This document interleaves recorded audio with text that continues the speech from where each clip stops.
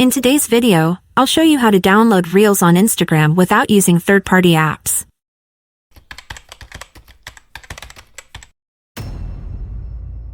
First, open Instagram and make sure you have the latest version of the app. Then, find and open the reel you'd like to download. For demonstration purposes, I'll use a friend's reel to respect copyright laws. This ensures we comply with Instagram's guidelines and respect the creator's work. Click on the Share button.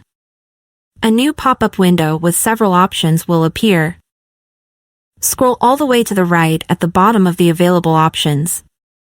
At the very end, you'll see a new option, Download. Clicking on it will begin the download of the selected reel. Keep in mind that if you download a reel, you cannot use it for commercial purposes, but you can share it offline with friends. The downloaded reel will be saved in your gallery, and it will display the Instagram username of the account that created it. Here's the reel I downloaded.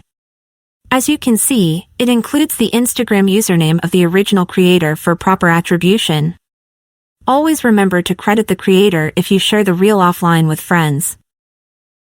If you found this video interesting and useful, give it a thumbs up and subscribe to our channel.